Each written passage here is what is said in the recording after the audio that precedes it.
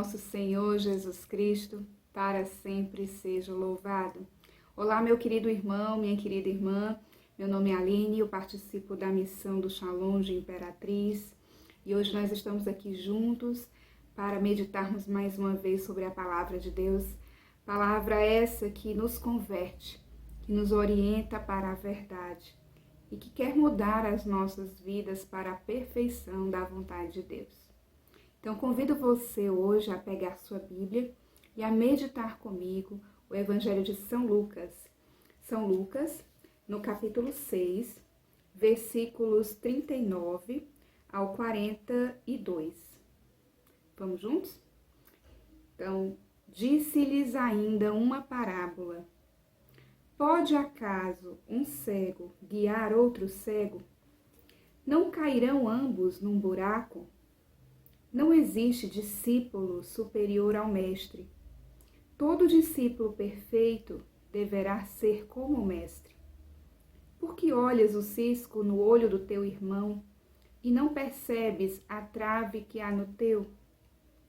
Como pode dizer a teu irmão, irmão, deixa-me tirar o cisco do teu olho, quando não vês a trave em teu próprio olho? Então, como essa leitura é bem breve, convido você a ler mais uma vez e a outras vezes para poder se fixar nos detalhes dela, porque ela é muito rica. Disse-lhes ainda uma outra parábola. Pode acaso um cego guiar outro cego? Não cairão ambos num buraco? Não existe discípulo superior ao mestre.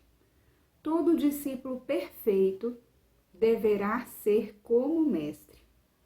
Por que olhas o cisco no olho de teu irmão e não percebes a trave que há no teu? Como podes dizer a teu irmão, irmão, deixa-me tirar o cisco do teu olho, quando não vês a trave em teu próprio olho? Então, esse evangelho, nós vamos iniciar a meditação dele a partir de 3 partes. Primeira, falando um pouco sobre a cegueira. No versículo 39... E no versículo 39, Jesus vai falar da parábola, do cego que guia outro cego. Então, ele vai dizer, pode acaso um cego guiar outro cego? Não cairão ambos num buraco? Então, Jesus, ele não está falando aqui propriamente, do cego físico, mas ele fala aqui da cegueira espiritual. E o que seria essa cegueira espiritual? A cegueira espiritual é quando eu não consigo ver a verdade. E o que é a verdade, Que é a pergunta que Pôncio Pilatos fez para Jesus, A verdade é uma pessoa. A verdade é o próprio Deus. E a verdade é que vai revelar aquilo que deve ser visto. Vai revelar aquilo que é da felicidade, aquilo que é o eterno, aquilo que é bom, aquilo que é agradável. Então, o cego é aquele que não vê a verdade. O cego é aquela pessoa que Jesus aqui se refere à falta de referência da verdade. E quando é que eu vivo essa cegueira espiritual? Primeiro, quando eu não conheço a Deus, ou quando eu não conheço a vontade de Deus. Porque muitas vezes a gente diz que crê em Deus, que se relaciona com Deus, mas por muitas vezes nós nos distanciamos da sua vontade, da grande verdade que Deus quer para as nossas vidas, que é a sua verdade. Então, o cego espiritual é aquele que não conhece a Deus, ou aquele que não compreende ou faz a sua vontade. E essa cegueira espiritual nada mais gera do que o pecado, do que a treva, porque a falta da compreensão da verdade, da graça, me leva ao pecado. Ou eu estou num, ou estou no outro. Não se pode servir a 2 senhores. Essa cegueira espiritual, ela também se remete à questão do mundo, Os enganos do mundo que muitas vezes permeiam o nosso coração.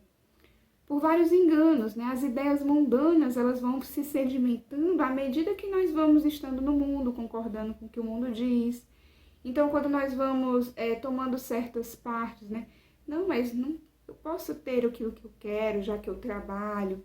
E aí eu vou me levando a uma dinâmica consumista. Não porque eu posso pagar. Não porque o dinheiro é meu, eu constituí com meu esforço, por que eu vou partilhar? Ou então, eu faço do meu corpo o que eu quero, porque eu sou dona do meu corpo e eu tenho o direito de opinar sobre ele. Então, determinados enganos do mundo vão caindo no nosso coração.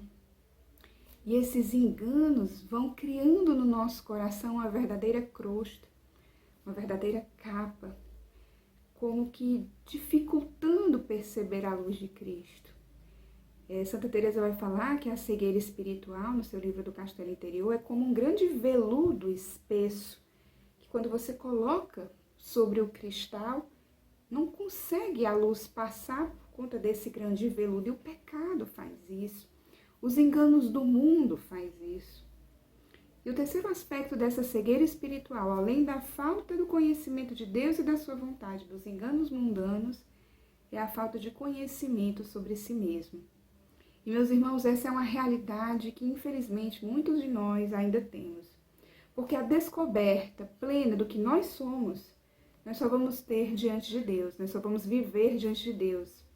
Porque só Deus, que é a verdadeira verdade, que nos sonda e que nos criou, é quem vai desvelar verdadeiramente o nosso íntimo, aquilo que nós somos. É claro que nós podemos nos conhecer psicologicamente, através da ciência. É claro que nós podemos nos conhecer a partir da visão de outras pessoas que convivem conosco, ou a partir de um grande processo de reflexão profunda. Isso é muito válido, isso é muito bom. Mas a verdadeira compreensão, o desvelar do meu interior, eu só vou viver diante de Deus. E quando eu não consigo ver quem eu sou, não consigo experimentar a minha realidade, a profundeza da minha limitação, muitas vezes, da minha fraqueza, eu vou vivendo essa cegueira espiritual. E como um cego, eu não posso guiar a outros. Eu não posso ensinar a outros. Eu não posso conduzir outros. Porque eu estou cega da vontade de Deus, do conhecimento de Deus, porque eu estou talvez alicerçada sobre os paradigmas mundanos, ou porque eu me desconheço, não sei quem eu sou. E uma vez não compreendendo aquilo que eu sou, eu vou cometendo uma série de erros, porque não vou conseguindo ver a minha verdade. Então Jesus ele vem nos alertar nessa palavra, nos alertar da cegueira espiritual. E no versículo 40 ele vai dizer, não existe discípulo superior ao mestre. Todo discípulo perfeito deverá ser como o mestre. Esse é o segundo aspecto da nossa reflexão. O discipulado. O discípulo ele não pode querer ser maior que o mestre. E esse foi o pecado de Adão e Eva, querer ser como Deus. Foi o pecado de Lúcifer de não se submeter a Deus. E todas as vezes que eu não quero me submeter a Deus, que eu quero passar por cima de Deus, da sua vontade, que muitas vezes eu rejeito a sua graça, eu estou querendo ser superior a Deus. E aí eu entro nessa mesma dinâmica do pecado de Adão e Eva, do pecado de Lúcifer. Então, para que eu seja perfeita, para que eu seja santa, eu não posso ser maior que Deus, até porque isso é impossível, é um grande engano. Além de um grande pecado, né? Todo pecado é um engano, mas isso é um absurdo. É uma inverdade muito grande. O discípulo verdadeiro, a perfeição e a santidade se dá pela submissão. Então, quando Jesus ele vem falando nesses evangelhos desse tempo, né? Olha, quem quer ser meu discípulo, tome a sua cruz, me siga, venha após mim. É isso que Jesus quer dizer para nós. O discípulo perfeito, ele deve ser como o mestre. E como é que nós vamos ser como mestre? Quando nós nos submetermos a Deus. Porque Jesus, que é a perfeição, né? O próprio Deus, a graça de Deus, é o Pai consubstancial ao Pai, Deus de Deus, luz da luz. Ele nos deu o seu grande exemplo de se submeter totalmente, de se esvaziar, de servir, de se dar. E a perfeição do nosso discipulado vai acontecer à medida que também nós fizermos esse mesmo movimento, de nos abaixarmos, de cedermos, de servirmos, de nos doarmos.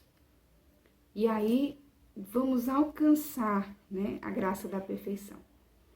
E aí ele volta a falar, né, que no versículo 41, porque olhas o cisco do olho do teu irmão e não percebes a trave que há no teu?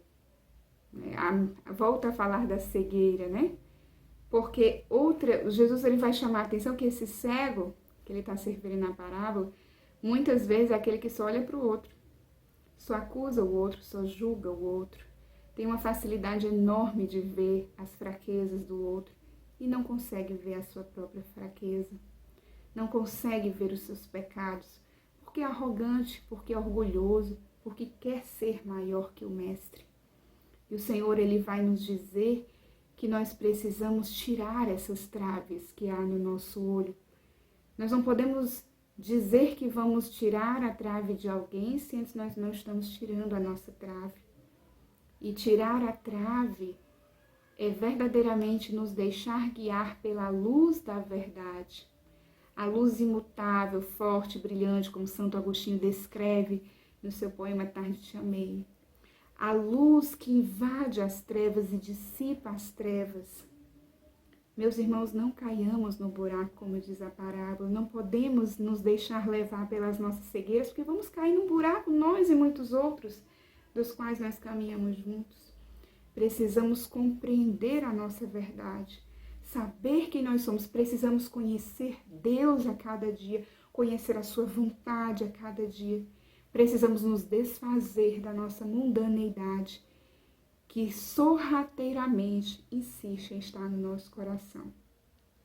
Só a luz da verdade pode nos libertar dessa cegueira. Por isso, meus irmãos, não percamos a oportunidade de estarmos diante dessa luz forte, brilhante, imutável, como dizia Santo Agostinho, e que nos capacita a nos libertar de toda prisão, de toda treva. Senhor Jesus, nós hoje queremos te pedir essa graça de reconhecermos sempre os nossos enganos, de conhecermos e mergulharmos na nossa verdade, na nossa miséria, sem medo de nos deixarmos ser purificados por Ti, pelo Teu amor e pela Tua graça.